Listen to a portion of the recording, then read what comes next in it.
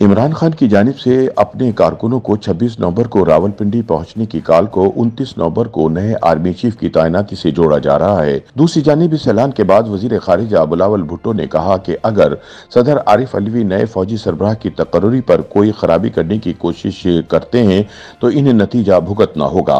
इस बयान ने शकूक व शबहत में इजाफा कर दिया है कि इमरान खान की जानिब से लॉन्ग मार्च में एक हफ्ते के वक्फे का ताल्लुक इस तैनाती से ही है। सियासी तजियाकारों के मुताबिक लॉन्ग मार्च के 26 नवंबर को रावलपिंडी पहुंचने के ऐलान का ताल्लुक आर्मी चीफ की तैनाती से है और इसमें अब कोई शक नहीं रहा।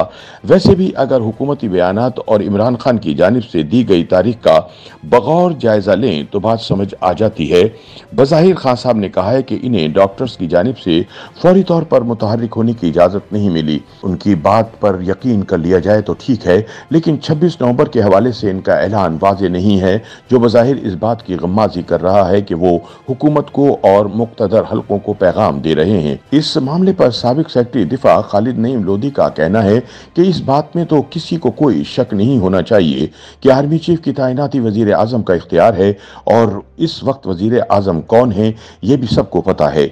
बेशक इमरान खान के इस मौक़िफ़ को काफ़ी लोग तस्लीम कर रहे हैं कि मौजूदा हुकूमत अक्सरियत की नहीं बल्कि अक़लियत की है, लेकिन हक़ाइक़ की रोशनी में देखें तो वो भी सीटें लेकर ही ऐवान में मौजूद हैं और आईनी तौर पर वही हुकूमत में हैं। उन्होंने कहा कि वजीर आजम की जानिब से तैनाती पर कानूनी तौर पर भी कोई एतराज़ नहीं किया जा सकता और न ही इसे मुतनाज़ा बनाया जा सकता है, क्योंकि तैनाती बहरहाल इदारे के आला अफसरान में से ही किसी एक की होनी है।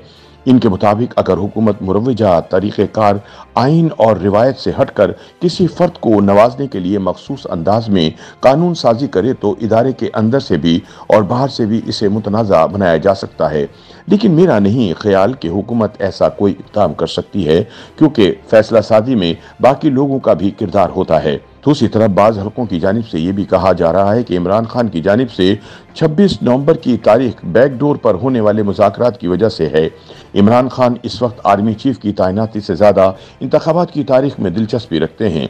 तजर्बाकार कहते हैं कि बैकडोर डिप्लोमेसी जारी है और इमरान खान मुज़ाकरात के जरिए इंतखाबात की तारीख लेना चाहते हैं। वो मुसलसल दबाव बढ़ाने की कोशिश कर रहे हैं। 26 नवंबर की तारीख का बराह रास्त आर्मी चीफ की तैनाती से शायद कोई ताल्लुक नहीं है, लेकिन बिलवास्ता वो एक ऐसी तारीख देकर दबाव बढ़ा रहे हैं जिस रोज quarter master general Asim Munir की रिटायरमेंट है। तज्जियाकार कहते हैं कि अगर नए आर्मी चीफ की तकर्री वाले दिन रावलपिंडी में इज्तिमा होगा तो हुकूमत के लिए मुश्किल होगी। लेकिन कुछ तज्जियाकारों का कहना है कि इमरान खान इस एहतजाज से सिर्फ नए आर्मी चीफ को दबाव में लाना चाहते हैं ताकि वो इनके खिलाफ जाने के बजाय उनके लिए गुंजाइश पैदा करें। बुनियादी तौर पर इमरान को ये खदशा है कि जनवरी 2022 में जिस प्रोजेक्ट इमरान खान को लपेटने का फैसला किया गया था वो जनरल बाजवा ने लपेटने नहीं दिया और अगला आर्मी चीफ उसे पूरी ताकत के साथ लपेटेगा। इसीलिए इमरान अब इस्टेब्लिशमेंट के हवाले से अपने तल्ख लबो लहजे में तब्दीली ला रहे हैं।